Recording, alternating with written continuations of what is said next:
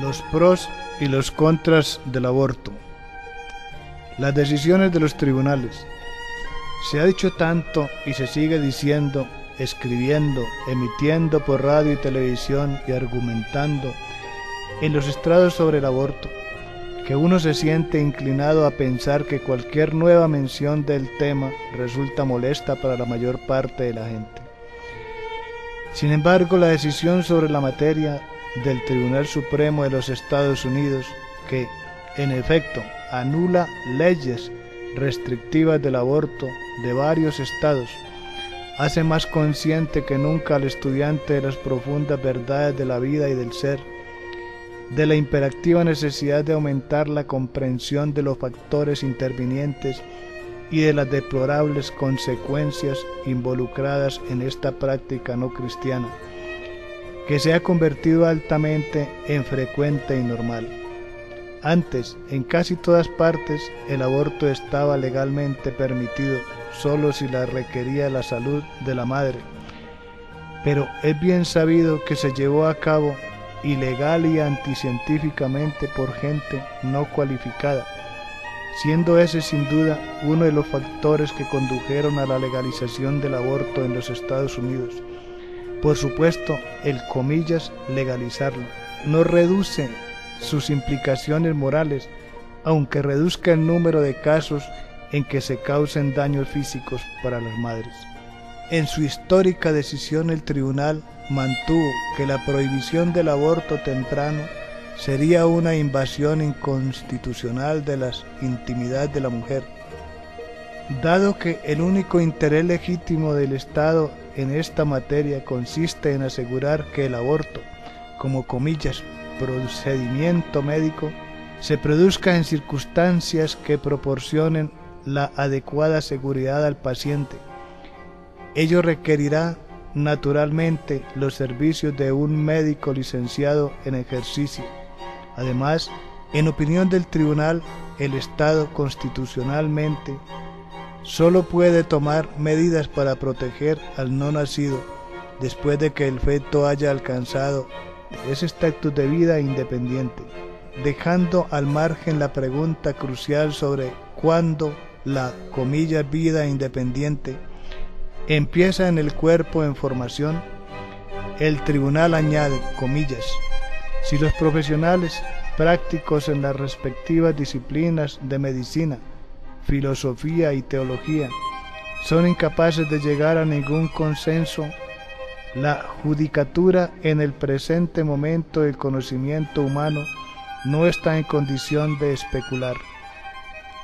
Como esta materia es de tan vital importancia para toda la raza humana, tanto ahora como en el futuro, y sus consecuencias tan condicionantes del futuro lejano y tan contrarias al desarrollo espiritual, sería sumamente beneficioso para todo adulto que considerase el asunto con mente abierta en sus aspectos físicos y espirituales.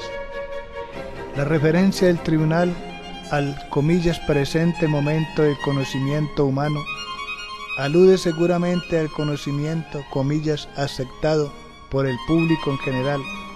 Afortunadamente hay seres humanos que han progresado espiritualmente lo suficiente para haber adquirido conocimientos aún no aceptados por la mayoría de la humanidad.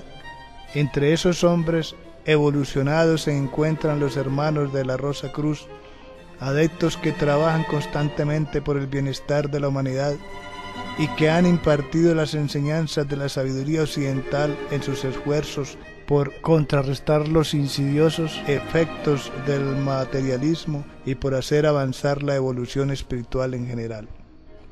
Las leyes de renacimiento y de consecuencia. Entre esas enseñanzas destacan las relativas a las dos leyes gemelas de renacimiento y de consecuencia. La doctrina del renacimiento enseña que cada ego es una parte integrante de Dios, desarrollando todas sus divinas posibilidades que mediante existencias repetidas en cuerpos cada vez más perfectos, esas posibilidades latentes se van transformando en poderes dinámicos, que nadie se pierde en ese proceso, sino que toda la humanidad alcanzará finalmente la meta de la perfección y la reunión con Dios.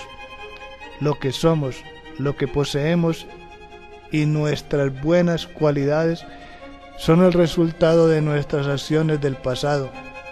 Lo que nos falta física, mental o moralmente puede ser nuestro en el futuro. Lo que sembramos es lo que recogemos.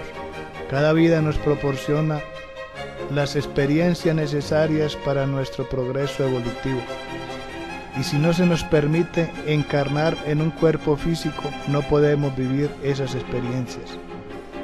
La idea generalmente aceptada sobre el hecho de matar, excepto para la mente muy materialista que solo acepta la forma, es la de que la vida termina simplemente porque el cuerpo no puede seguir funcionando. Pero esto es un error. La vida es eterna, como enseñan tanto la Biblia como la ciencia oculta. El espíritu individual que ocupa un cuerpo o que empieza a ocuparlo no puede ser destruido, pero por supuesto, la forma en la cual ha de vivir en la tierra para conseguir la experiencia necesaria para su progreso puede ser, y frecuentemente lo es, destruida. El hacer esto es tan represible como infringir cualquier otra de las leyes espirituales que gobiernan el universo. Comillas, no matarás, es una ley básica de la humanidad, aunque se trate solo de la forma, y los que la desafían mediante el aborto o de cualquier otro modo tendrán que experimentar en el futuro un grave castigo. La santa fuerza creadora. Otro punto de vital importancia a tener en cuenta en relación con la práctica del aborto es la santidad de la fuerza creadora en el ser humano. Es el aspecto de Espíritu Santo, tanto en Dios como en el hombre, de que se habla de numerosos pasajes de la Biblia: Mateo 1:18, Marcos 1:8, Lucas 1:15, Juan 14:26, Hechos 2:4, etc.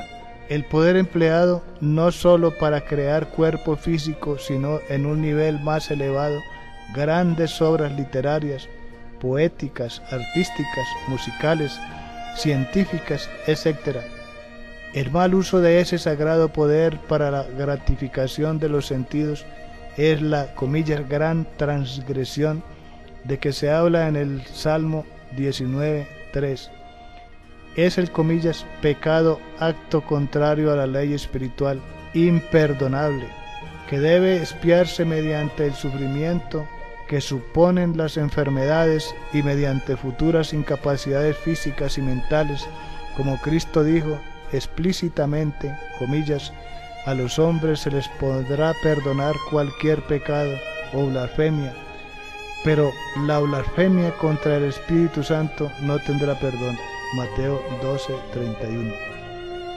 Cuando se considera el intrincado e inspirado proceso que tiene lugar en los mundos invisibles y que incluye las actuaciones de los ángeles y sus ayudantes para traer de nuevo un ego a un cuerpo físico y todas las pasadas causas y efectos que intervienen en ese acontecimiento, uno debería reflexionar antes de destruir el vehículo infantil. Aunque lleve poco tiempo formándose, permítasenos exponer brevemente cómo describe ese proceso la ciencia oculta. Preparación del ego para el renacimiento. Tras haberse llenado de fuerza en la inefable armonía del elevado mundo llamado tercer cielo, mencionado por San Pablo en 2 Corintios 12:2, el ego siente deseos de nuevas experiencias en el mundo físico y empieza a considerar un nuevo nacimiento. Ello conjura ante su visión una serie de imágenes. Ante él se despliega un panorama de la futura vida, conteniendo los acontecimientos principales, y que empieza en la cuna y termina en la tumba. En algunos casos son varios los panoramas entre los que el ego avanzado puede escoger. Escogida que ha sido la futura vida, el espíritu que posee solo las fuerzas de los átomos simiente, los núcleos de los cuerpos densos, vital y de deseos, y la envoltura de la mente, comienza su descenso al mundo físico. Las fuerzas de la mente, de la última vida, de su latencia en el átomo simiente, y empiezan a atraer materiales afines a su vibración de la región del pensamiento concreto, y lo mismo sucede a continuación con los cuerpos de deseo etérico y físico. Ese material forma una figura en forma de campana abierta por arriba, donde están los átomos simiente. Cuando llega el momento indicado, la construcción del nuevo cuerpo y su colocación en el ambiente apropiado es labor de 4 grandes seres conocidos como los ángeles archiveros o los señores del destino. El cuerpo vital lo construyen los habitantes del mundo celeste y los espíritus de la naturaleza, dando lugar a un cerebro de determinadas características. Además, el ego reencarnante le incorpora la quinta esencia de sus anteriores cuerpos vitales y añade un pequeño trabajo original. El cuerpo vital, una vez moldeado por los señores del destino, dará forma al cuerpo físico, órgano por órgano. Ese molde o matriz se coloca en el útero de la futura madre. El átomo simiente del cuerpo físico se encuentra en la cabeza triangular de uno de los espermatozoides del semen del padre. Una vez ha tenido lugar la fecundación del óvulo, el cuerpo de deseo de la madre trabaja en él durante un periodo entre 18 y 21 días, permaneciendo el ego fuera en su cuerpo de deseos y su cubierta mental, aunque en estrecho contacto con la madre. Los vehículos en forma de campana descienden sobre la cabeza del cuerpo vital y la campana se cierra por el fondo.